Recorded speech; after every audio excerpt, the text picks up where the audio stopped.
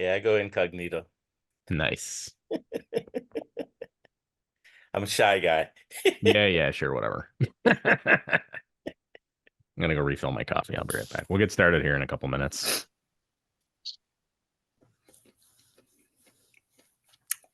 I see that pretty face. Oh. Okay. All right, see? I'm not sure you really want to see me, but hey. There we go. All right. Scott, you driving? No, I'm not driving, but I'm sitting in the parking lot. So we okay. are. Yeah, I got a little story to tell about what's been going on for the last 30 days here. But it's been a interesting ride. But and then my friend who's going to join us today couldn't. It's last minute family thing. I'm like, okay, no problem. We got it. We'll cover it. And hopefully have him on a later time. So, and what I'll do is I'll just wait for Andy to come back, then we can get this party started. So, Scott, can you hear me? yep, got you, Joe. Perfect. I was trying to get out in 15 minutes. Yeah. I had a little struggle too, just because I got a new tablet and I signed in on the tablet and I was just having a little problem with that. So, but we got her now. What'd you get for a tablet, Scott? I got a Samsung. I don't know what it is. It's from Verizon. So nice. It's one of those, hey, we'll give you a free tablet. I'm like, okay, what's it take? And like extra $20 a month. I go, that's not free, is it? So, but that's funny. But yeah, but it's like a phone number. They're like, okay, it has its own phone number, and it's funny because my mailing address is Denver, so they gave me a 720 area code. So that's weird. Yeah. Yep. Yeah. But yeah. So thanks everybody for joining. We'll get this kicked off. There might be a couple other people coming on or not. Today we're going to talk about living life on vacation. And I talk a little bit about that, but my good friend Steve Kavanaugh, who he was on in December and he was such a big hit, we wanted to bring him on again. A family emergency popped up, so he can't make it. So I'll talk a little bit about it, and then we'll talk real estate, and then we'll just kind of go into question and answers and stuff. This is the DealMasters portion of the FRIA group. FRIA is part of a national organization. Everybody knows that. The cool thing about being part of FRIA is if you're traveling around the country like I do, you can look up RIA in the area, and it's ria.org, I believe it is. And it'll tell you where the local, what local RIA meetings are going on. You can go for free. They let you come visit, and it's really cool. You get to meet different people from all around the country. So, if you're someplace hanging out on vacation with your family and you want to break away from your family or just, talk business with somebody, look it up. Most places have, like we do, monthly meetings. It's really cool. But we're part of the DealMasters. What we do is we talk about how to make money in real estate, all different kinds of ways other than landlording.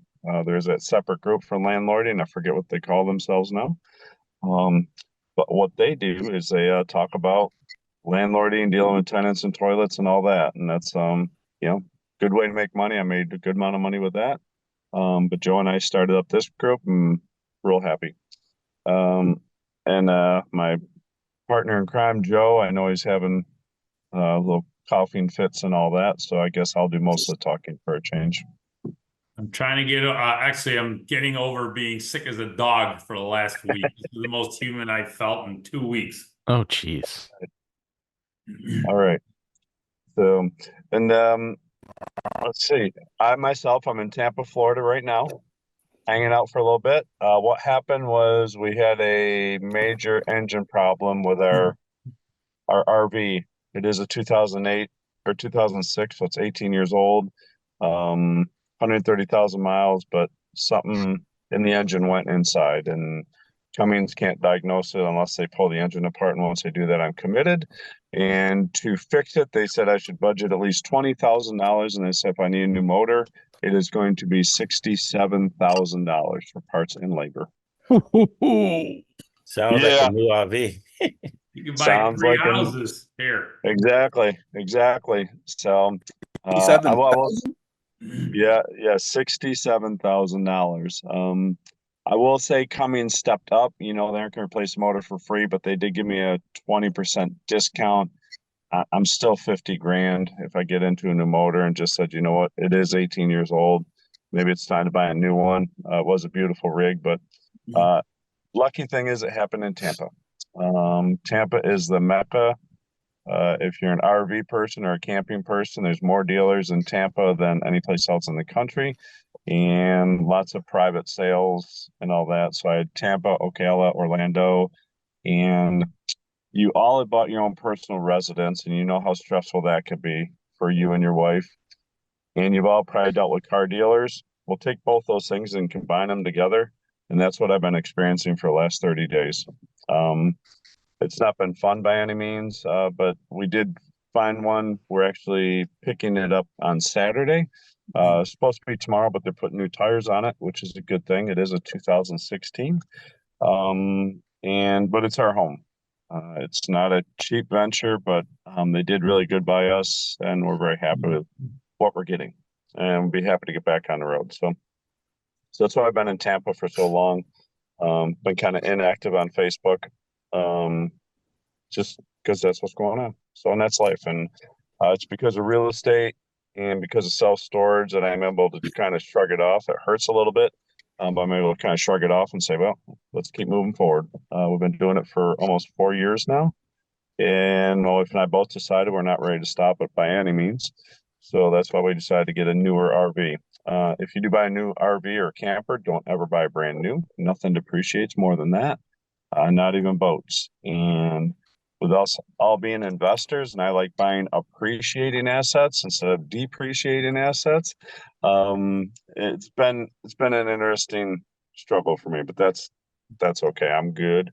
My wife's very happy. It was funny. I think most everybody on this call is married, and when your wife walks into an RV and says, "Ooh, I like this one," I'm like, "Would you shut up? Gosh, don't say that."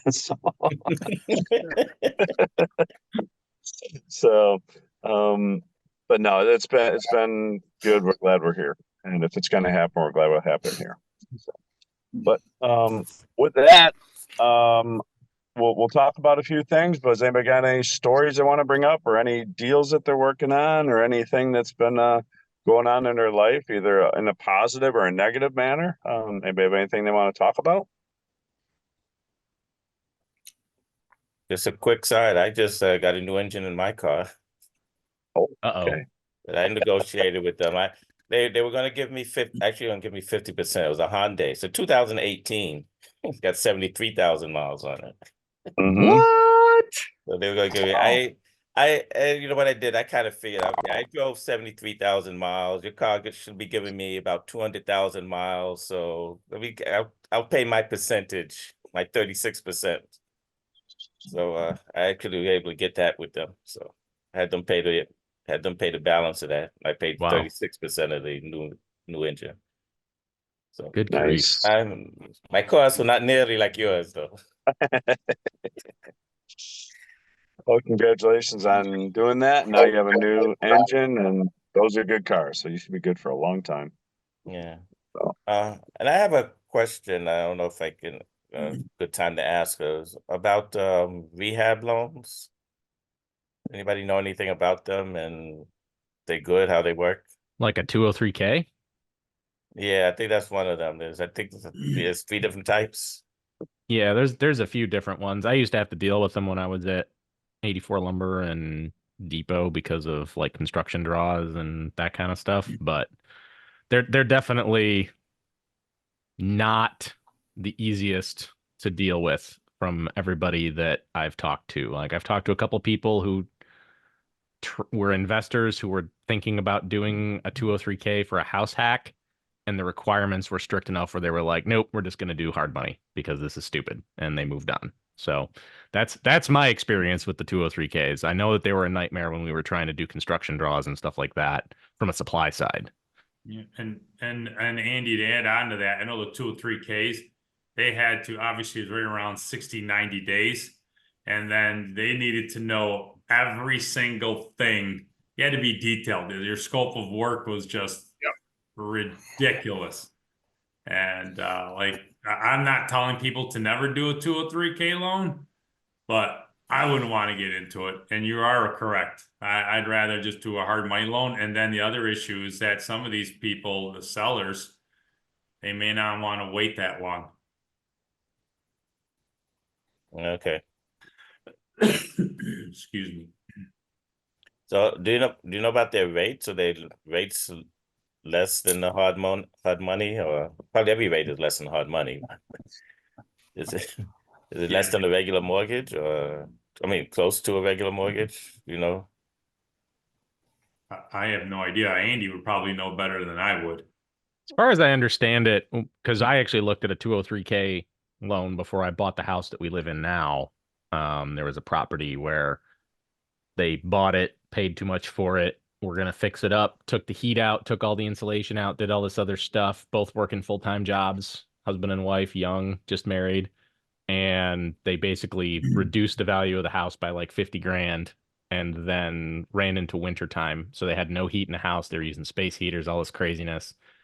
The house was literally falling apart and they were trying to get out of it at the price that they paid for it plus a little. It's like you devalued the house. You took out the furnace, you took out the hot water, you took out all these things. You took all the insulation out of the walls and took all the drywall off the exterior walls of this early 1900s balloon framed house. Like, you're not going to get what you put in, like anything out of this house. You're going to lose your ass. And the real estate agent who was showing us the house didn't like it. But at the time, FHA, whatever FHA was doing for their programs, the interest rate through the banks was equivalent to a first-time home buyer loan. So whatever you would get, credit score, income, et cetera, for a standard FHA loan is what these 203Ks were going in at. Okay. I was thinking the one difference in this is that they're giving you a loan knowing that you need a rehab. As a traditional loan, you look at a house that needs rehab, they're gonna appraise it very low and give a loan based on that. Well, they're giving a loan based on knowing that it's rehab, so you can get a loan on a house that needs work. That's what I'm Yes, but thinking. that's why there's all the requirements and stuff in there, so people don't take the money and run. They don't give you the loan up front. It works like a construction loan with draws. Like, they give you the money to close on the house, and then you have to have people come in and do work, and then they'll pay you when the work is complete. Oh, okay. So there's no like, I'm going to do a 203K and then do the work myself. That is not an option. Okay. Yeah, you're gonna have I to got get you. inspections done from the bank to make sure the work was done. Then they release the money, and then you got to deal with the contractors. And as a seller, I mean, the market's hot enough right now where you can find a seller who's willing to put up with that to wait that long for a 203K loan. More power to you. Okay.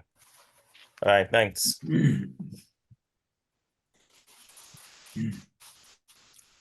Cool. Thanks for asking. Yeah, glad we covered that. I do know a couple people that have tried to do those and mixed results, we'll say. But yeah, no, I'm glad we had Andy on here too, because he has tons of experience with those. So good question, Leslie. Good. All righty. And then anybody else have any questions or anything you want to cover? I guess some things to talk about, but I'd rather hear what you guys have and kind of throw it out to open forum. All right. Okay. So a little bit, I just came back. I actually was in Dallas. It's funny. I had the spring kind of mapped out where I have to be up in Denver, the first week of April to speak at a storage event up there. So the plan was to go Pensacola, New Orleans, Houston for the rodeo, and then Dallas. I was in Dallas earlier this week. I spoke at a storage event there, and then the plan was to be in the RV all the way through. But it was a mastermind that I went to, and we talked about storage. We talked about multifamily. Man, it just gave me the chills to talk about that stuff.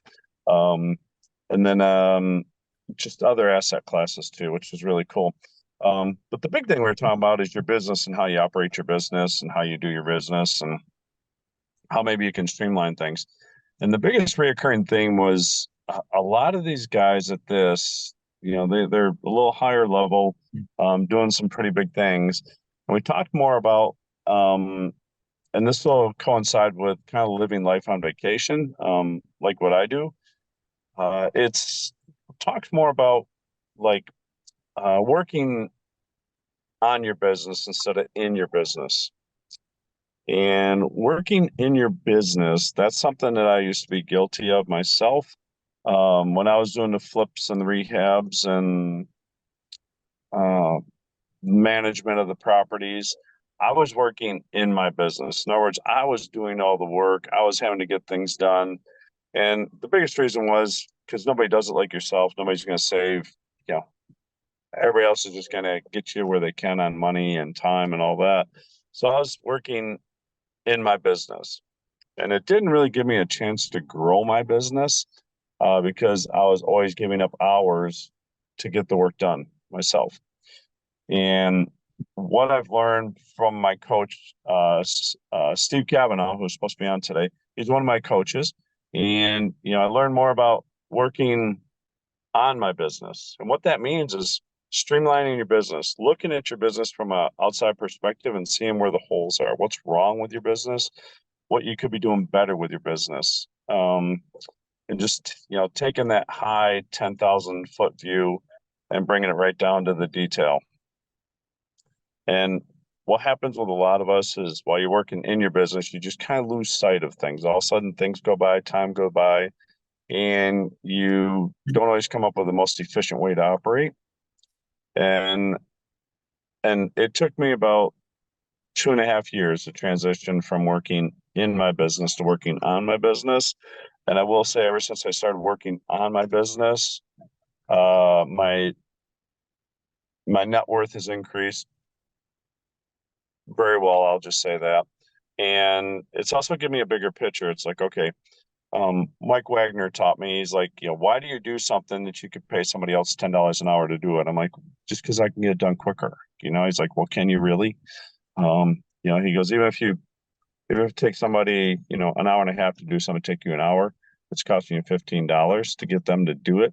He says, how much money can you actually make when you're out there making deals, putting things together, doing things that you're really good at?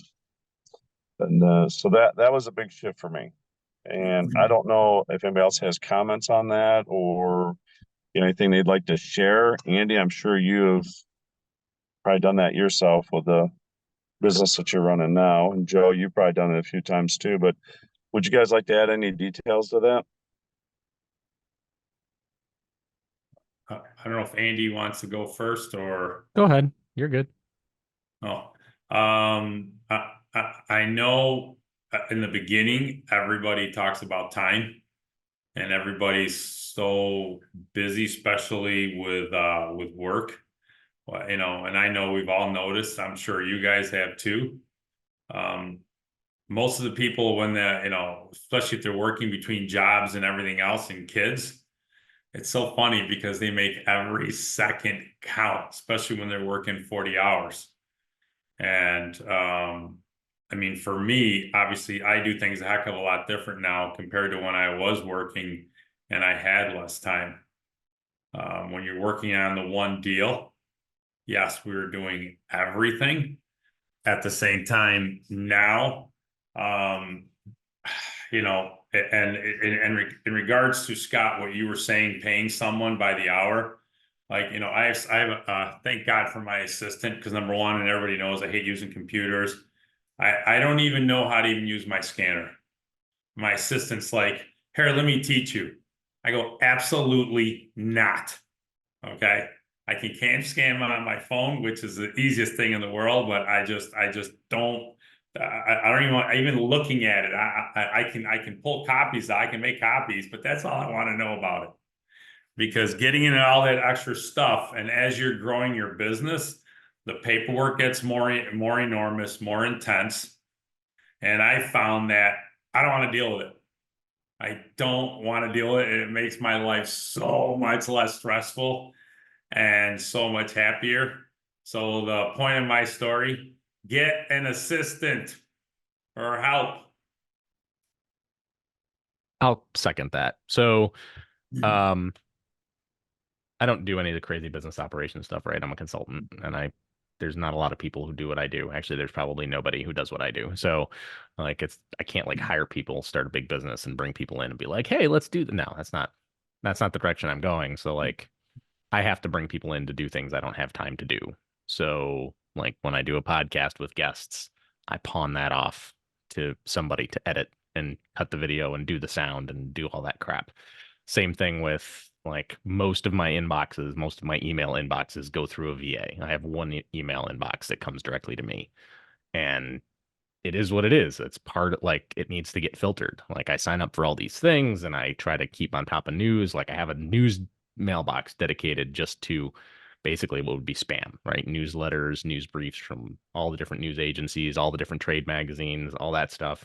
And all that crap gets filtered and they go through and they find the stuff that they think I want to see and they send it to me so I can pay attention to it, right? Emails that come in, like social media. I actually just fired somebody who was handling my Instagram account. They're in Serbia, like cluster. But anyway, yeah, it was interesting. So yeah, it was great for like 3 or 4 months, and then like my account got actioned, and they restricted. I couldn't like anything, couldn't follow anybody, couldn't unfollow anybody, couldn't post for like 3 weeks. I was like, okay, I guess we're done. You're fired. The end. Um, so I mean there's bumps in the road, right? You're hiring 1099s, you're hiring VAs from outside the country to help you do stuff, and they're not all going to be perfect. It is what it is. I'm working with a marketing person that I'm bringing in to help develop a couple of things around the podcast and the book and the newsletter and whatever.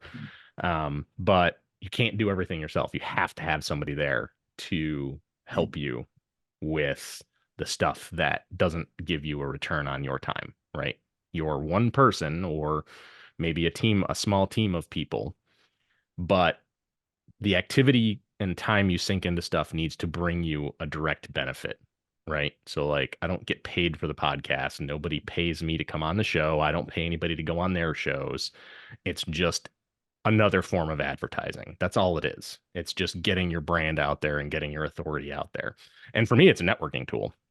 Some of the people I've been able to get on the show have been awesome just from a networking standpoint, because it's something where you wouldn't ever be able to get in front of them any other way. So there's that. But you need people on your team to make all that stuff happen because you only have so many hours in a day. And if you're like me, right, I'm like, pick my kid up at school every day, take him to scouts, take him to martial arts, take him to wherever he needs to be. My wife still works at W-2, God bless her, because she wants the insurance, which is fine by me. I don't care.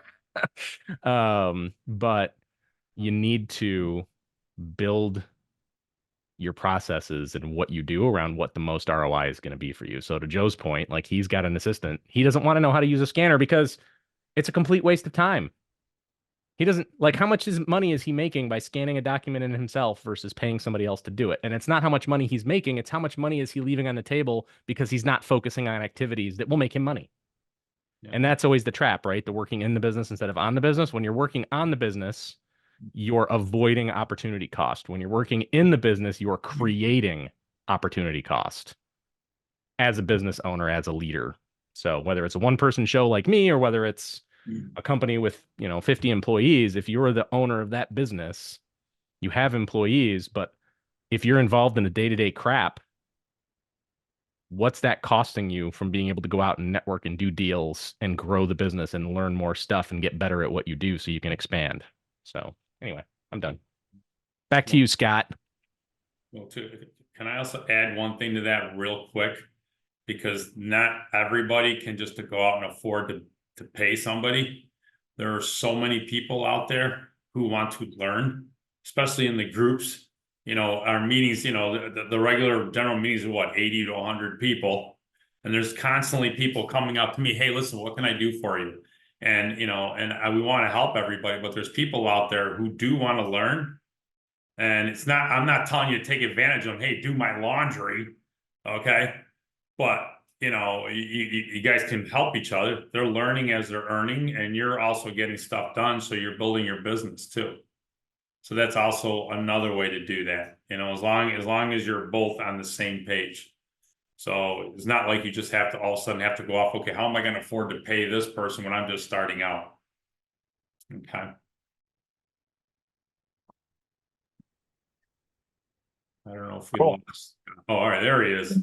Yep. All right. And well, good. Joe and Andy, thanks a lot for giving input on that. Appreciate that. Anybody else experience anything like that? Like figuring out how to work on your business instead of in your business. Anybody have anything you want to mention or talk about that?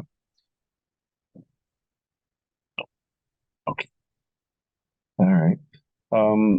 Another thing too that we talked a lot about at the mastermind meetup that I did, we also talked about kind of how to, I'm gonna say, make your job so it's remote. I know in some cases you just can't. But try to make your business so that like when you're not there, they don't notice.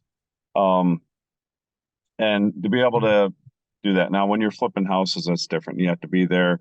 But I do know somebody who's virtually wholesaling, Brett Awanowitz, and he's doing really good. We talk quite often. He actually just got married a couple of weeks ago, and he lives in Guatemala, and he wholesales houses in Rochester. And I'm going to say he's probably as active as anybody else doing wholesale deals, and he's finding deals, and he's doing it all remote. He does not live in Rochester. He lived in Rochester for a long time, built up a good client base, and then so now he just travels, and good for him. But that's the thing too that we talked about. It's like, okay, how can you build your business so that, when you go away on vacation, it's not, ending to your business. So, so we had a lot of discussion around that. What can you do to make it so that you're a remote worker? And some of the big things guys are coming up with is looking at those tasks that you have to be there for. Like Joe said, scanning a document. Heck, I can take a picture of my phone, scan a document, and it's done. And it's just those mobile type applications that we have now. Like right now, I'm working on a brand new tablet. I just got this tablet. Verizon made me a great deal. I picked it up, and it's helped to make me more remote. Using things like Google Docs, that's been a big help for me too. I save everything into Google Docs and Google Drive. I used to save everything on my laptop, which I still do to a point. But this way, if I'm traveling, I don't have my laptop with me. Okay, yeah, there's that document. I can just grab the Google Drive and do that. That's been a huge help for me. I could be on my phone. I recently added Google Notes. I am a Post-it note king. I drive my wife nuts with the amount of Post-it notes that I use and that I have all over the place. I just literally 2 weeks ago started using Google Notes. And it's been a real game changer for me. I can open that up quick on my phone and my tablet. I could be on somebody else's computer, open it up, and it's all right there for me. So it's just those things that, okay, look at your business. Like I said, when you're working on your business, you kind of look and say, okay, how can I make this quicker? How can I automate it? I will admit I'm the first one who is late to the game. I don't want to do these kind of things because to me, they just seem like a time-consuming waste of time when I could be putting another deal together. But I just kind of had to look at it like, okay, overall, is this going to pay off? How's this going to help me? How's this going to benefit me and my wife and my family and my business and my partners and all that? And that's just, I had to take the time to make the time to do that stuff. So that way I know where it's at. Yeah, I probably could have hired a VA to do it, but one time when we're at home, I was working for my home office. My desk is my desk. I know where everything's at. It's maybe not the neatest thing. My wife thought she'd be nice to me one day and clean my desk for me. And that was like the worst 2 months of my life afterwards, trying to find things. Where is this at? Where's that at? She goes, it's right here. It's under B. It's a bill. I'm like, no, it's here on my desk. I know I have to pay it. It'll be done. So, and yeah, she's just trying to be helpful. And yeah, I just knew I had to get more organized, and I have gotten more organized. So, and that helps too, because when you have that chaos and everything here, there, and everywhere, and you don't know where things are at, it takes more time. When things are a little more neat and organized, and I come from an Air Force background, I should be more neat and organized than I am. But I'm getting there. It's just been, it's funny. I talk with Joe, and both sometimes we feel like our hair's on fire. We're just so busy doing deals, making things happen. Got to follow up with this. Got to follow up with that.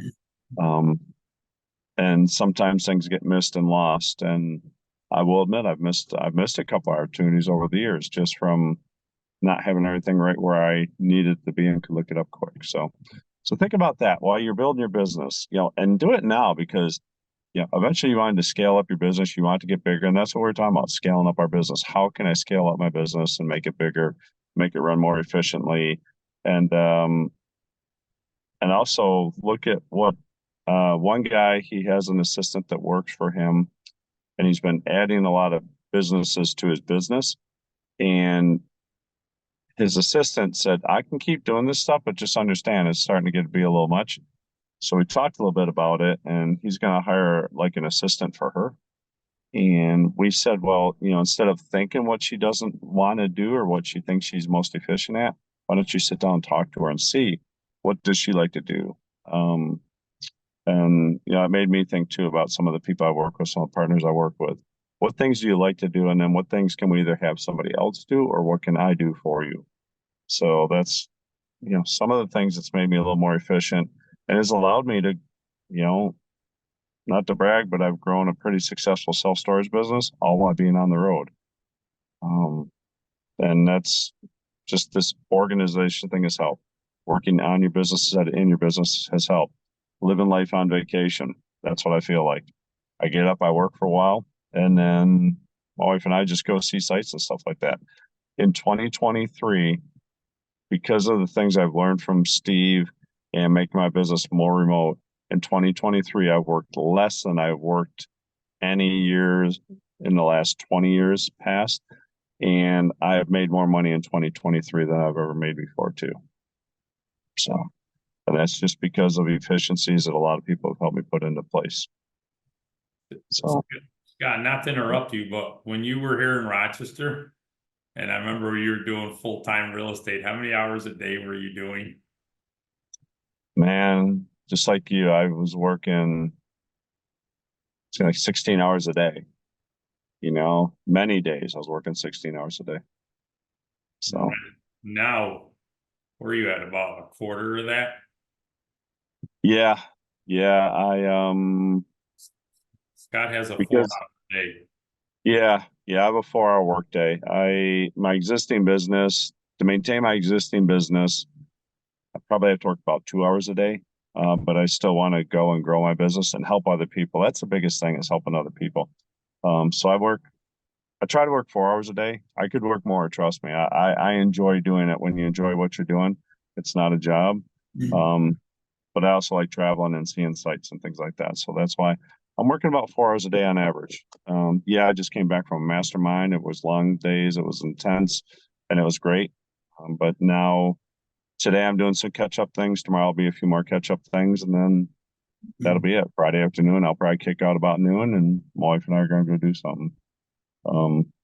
So that's it. It's just been great.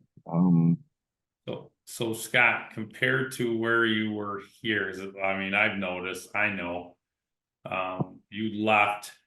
I remember when you left Rochester almost 4 years ago now, or 3.5 years ago, before that, you were doing 12, 16-hour days. And then when you left, I think you had maybe 3 facilities, right? Right around there. So now you cut your work time by 75%. By the way, in those 4 hours, do you take a lunch break just in case? I know it's a long day. I don't know. So I've taken a nap break every once in a while. So you take after 45 minutes, I got to take a coffee break. I don't know.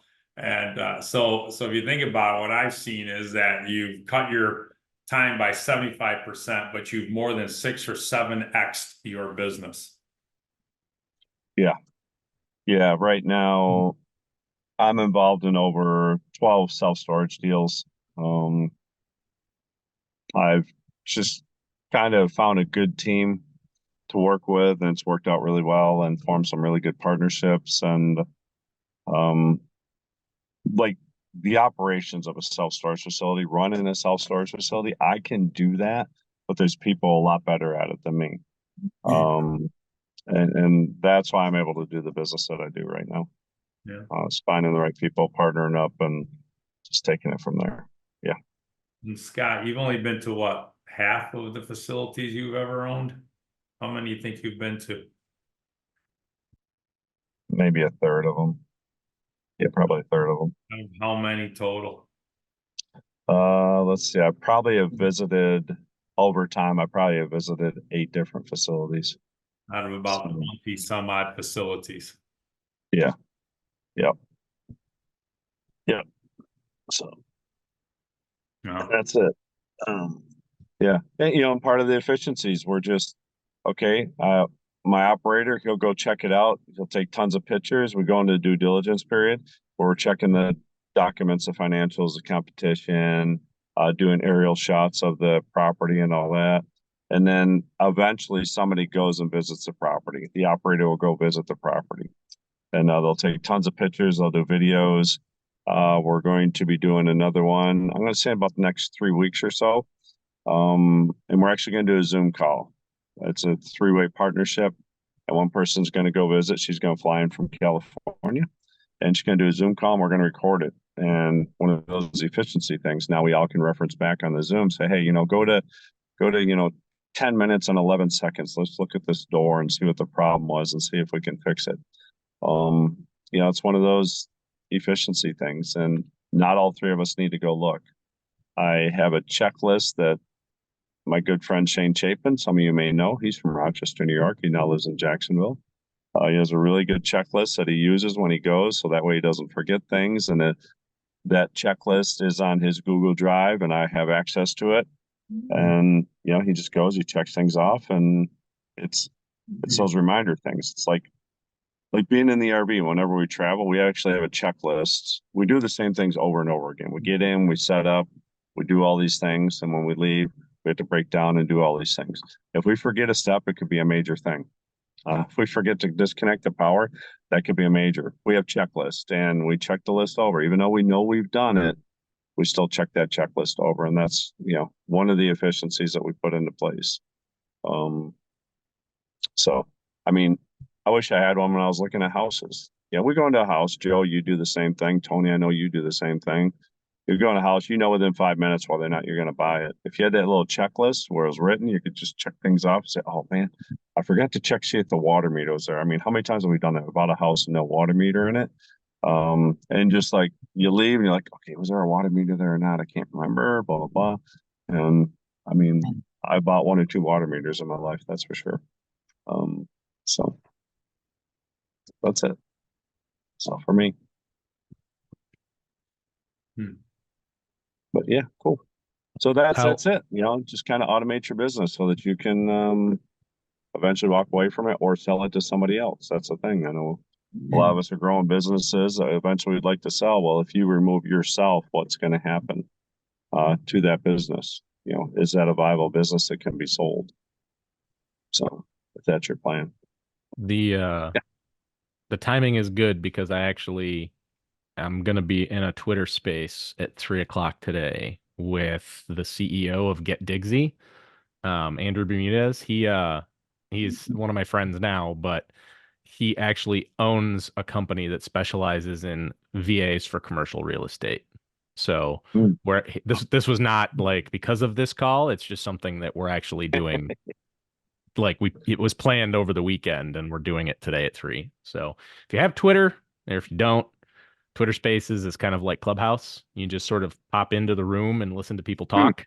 You get pulled up on stage and asked to speak and all other stuff. So it's if you have questions about how to work with a VA, it's probably worth your time. There's a link in the chat box. You know, and by the way, I get tons of people that ask me if they should get a VA. And, you know, and I tell people, yes, they're great to have. You're going to go through a lot of them. And all kinds of shenanigans can happen with them. You got to make sure, obviously, that they're real estate experienced VAs. There's all kinds of crazy stories, but, you know, you have to make sure it's going to be worth your while to actually get one and actually put them to good use and be prepared ahead of time. Don't just hire one and be like, okay, now what do I do? And I get that all the time. Oh my God. Every couple of weeks, I have people asking me, you know, I mean, we use them, but we already know what we want them for. And that's my main question is, you know, when Scott was talking about, you know, how do you fill in the holes? Okay, what are you trying to fill in? What are you trying to do? And if you can make it work, great. The cheapest ones aren't always the best, but neither are the most expensive ones. So you're going to have that healthy balance in regards to VAs. We use VAs. Don't get me wrong. They are fantastic and they really help us out, but we're very clear and very concise on what we want them to do and what we need them for. And make sure that you're able to monitor them. Okay, I mean, very quick 12-second story. Sometimes you'll get these guys because, you know, you can see when they log in, and a lot of these guys, you can record them. All of a sudden they'd log in, and then next thing you know, they would just go watch TV or have people over. You can hear the recording of them watching TV or laughing or watching a movie, and they're actually and they're supposed to be getting paid. That's just some of the stuff that happens. Okay. You'll go through that anywhere with anything, but you know, you really got to make sure you have people in place for that. I don't deal with VAs. I have a guy that I work with. His whole objective is to deal with the VAs and deal with all that stuff. I don't have time for that, nor the patience whatsoever. My main goal is I know what my role is, what I need to do, and they know what they need to do. And by the way, anyone have any questions on everything that Scott was talking about, Andy, or anything like that, by the way?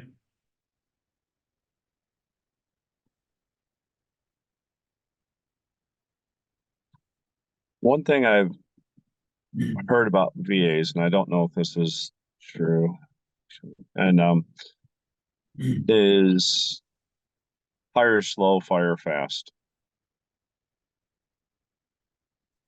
From what I understand, you know, it's especially when you're virtual, you know, like that.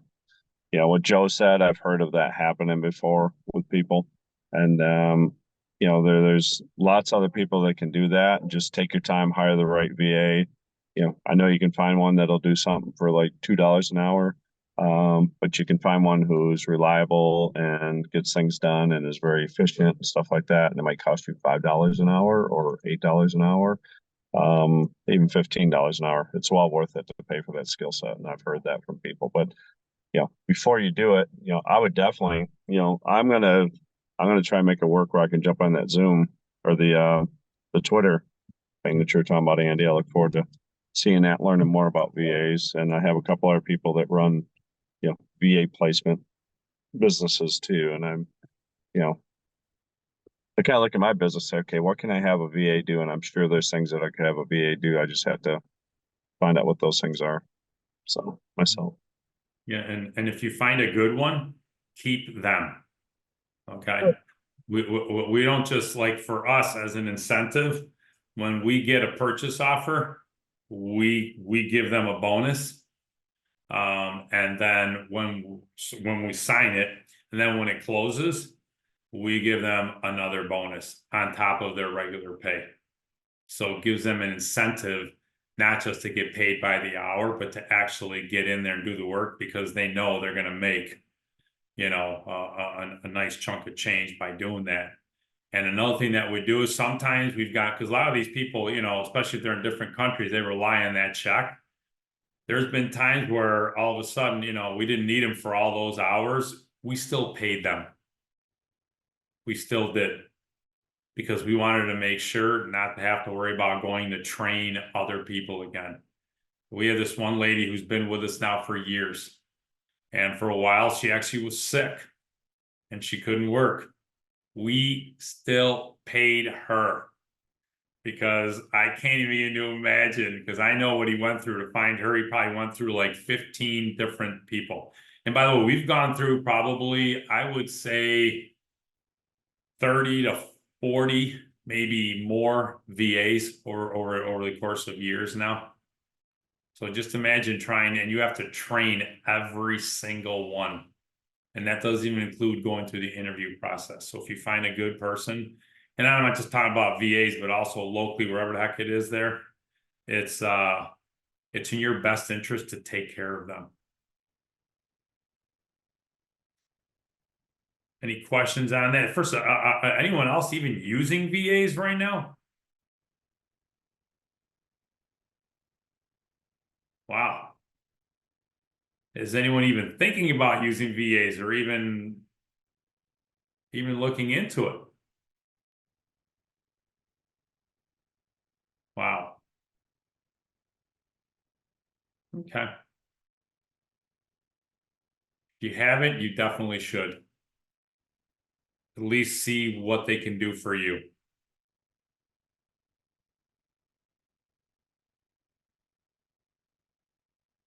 Scott, if anything to add on to that at all, or I see you writing away over there. I'm actually updating my Google Notes. So I was put in here. I gotta be on that thing at 3 o'clock with Andy, and then but no, I'm good. I think we covered enough. Myself, and that's it. Other than that, I mean, we can open it up for questions, comments, input. Anybody has anything else they want to talk about? I'm good. That's where I'm at for today, myself.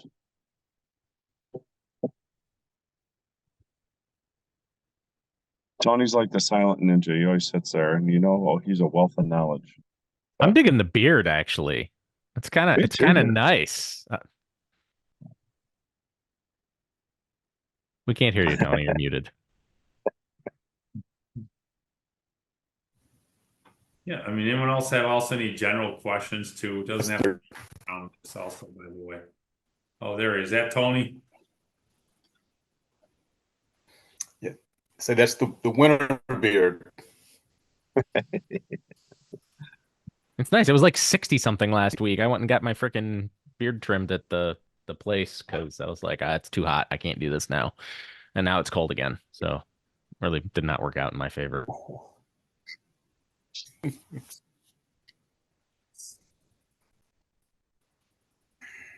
So Tony, what's going on in your business? You got anything new going on over there? Always interested to hear what you have going on that you won't share. Actually,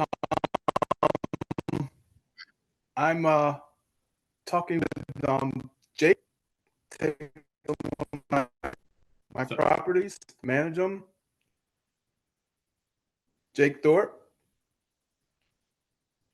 And I've actually acquired quite a few Airbnb arbitrage. That's my new thing. Nice. That's awesome. Yeah. Where are they located at, Tony? I have one here in Rochester, two in where are they? Two in Syracuse, four in Binghamton, two in Florida, and two in Texas. Wow. Look at you. Just trying to diversify a little bit. Out of New York. And with these, do you actually own them? I've seen some things pop up, recently on Facebook ads and stuff where people are like renting a house and they're splitting it with like the current owner and they're managing the Airbnb part of it. Other ones are just renting the house and then subletting it. And so how to let's talk about your most interesting deal. Okay. I'm subletting them. You remember Jim Graham that did the webinar at Da Vinci's? I remember Yeah, I that. partnered up with him. Nice. Yeah. How are you approaching some of these So far so good. I've been Tony, how are you approaching the owners? Say, hey, listen, I'm gonna be renting Owners? it out as an Airbnb.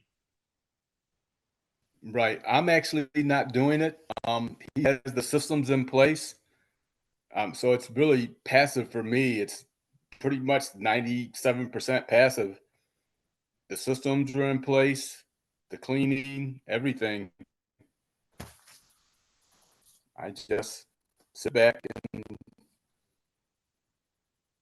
learn, observe, pretty much at this point. Are you changing from rentals to Airbnb, or are you going to keep doing rentals? I'm keeping my rentals for now. We'll see how it goes.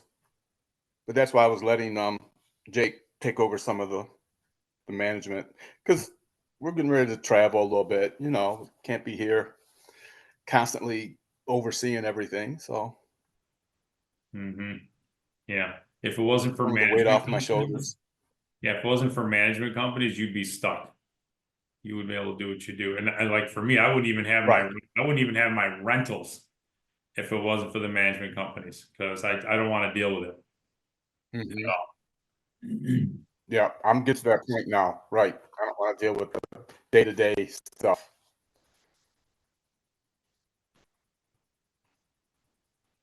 So that's where I'm at pretty much. See where it takes me. Well, I hope you at least sound Have excited. you guys seen that post? What's that? It's got What was your that, Joe? yeah, there you go. Yeah, your audio gets a little screwed. I said I hope you're at least excited about it. Oh, I am. I don't know if you guys seen that post that Adam put up there yesterday about the assisted living venture he's looking into. The $7 million deal. Is that Right. Yeah. wait, is that the you're breaking up? Was that the deal? Yep. That was it. Yep. Are you involved in that, or? I don't know. We'll see. We'll see. See what he's got to say about it. All right. Anyone else? Got a very quiet, subdued group today. It is. It's because people saw spring last week and now they're all doing things. It is nice out today. I will say the sun's been out all day, which is great. Yeah. It's just cold. It actually is. It actually is. But I don't know if Scott has anything to add on to this, or I don't know if we even lost him. No. Listen to Tony. It sounds to me like Tony is working less and making more money too. So that's awesome. And it's we're talking to the guys about the guys at the mastermind. Some of them were from multifamily. And they said the same thing there in multifamily. The deals are harder to come by. Somebody had the perfect one-liner, Joe, and as soon as I heard of it, I thought of you. I'm like, Joe's gonna love this. Because so many people are stuck in 2021 prices, right? They still want 21 pricing. What this guy says is like, yes, I understand, that was the price in 2021. I'm willing to pay your 2021 price if you're willing to give me 2021 financing. Well, there you go. That's Interest fantastic. Interest rates were 2.5% and 3%, right? Wow. Yeah. That's fantastic. So, I like that. yep. I actually like that. And I'm sure we all wish we could go back to our portfolio and sold everything that we had in 2021 at the 2021 price, you know? But that's, you know, I was like, man, that's perfect. I'm gonna, you know, I'm like, that's definitely a Joe Lavabera quote there. So Well, sorry, things are on the upswing again. Things are starting to sell like crazy again. And little inventory again. mhm. So it's kind of nutty, some of the numbers we're getting on properties. And I'm not paying some of the crazy prices either. No Nice. way. Yeah. Yeah. But no, other than that, you know, for me, it's all storage, buying a new house. You know, life's good. Can't wait to get back on the road. We are gonna take our RV and just sell it privately. I think it'll sell pretty quick. Our RV, even though it's a 2006, is worth about $100,000 still at this point. But so I'm literally going to sell it, and I'm going to sell it. You know, a couple different approaches. There's some mechanics who they'd like to take it down. I'm also going to sell it as a mother-in-law situation. Hey, is your mother-in-law living with you? You could buy this RV, put it in your backyard. It's a nice RV. All the air conditioning works. Everything works in it. Put it in the backyard. Mom moves back there. She has her place. You have your place. Everybody's happy.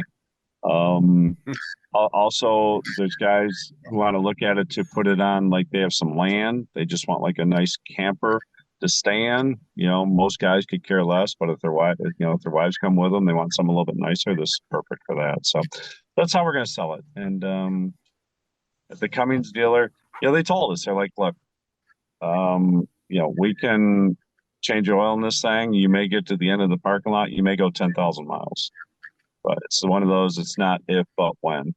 And that's exactly how I'm going to sell it. You know, people told me, they're like, well, you know, just, you know, trade it in. And to me, I didn't feel right doing that. You know, I told dealers full disclosure, this is what's going on. And, you know, I understand they don't want to take that on. And, you know, they made me some offers. I'm just like, I really think I could sell outright for a little bit more than that. So that's what I'm going to do. I may regret it, but you know, that's okay. But you know, it's just, that's how it's been. It's been a fun ride, and we're looking forward to it and getting back on down the road and hopefully be in Denver on our next call. I hope to be in Denver on our next one. Oh. Yeah.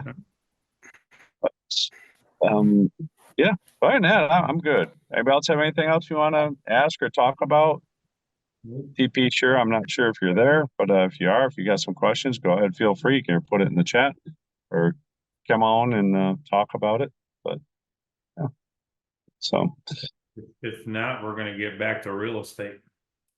yeah, that's it. Yeah, one to early. Cool. So there it is. No question moments. Thanks. Okay, great. Thanks, TP. Andy, like you said, that could you actually text that to me too, Andy? I opened it up in the chat, and I'm gonna really try to join that at 3:00 today. That'll be cool. By the way, do you have to have Twitter to be on that, or how does that work? Or I shouldn't even ask.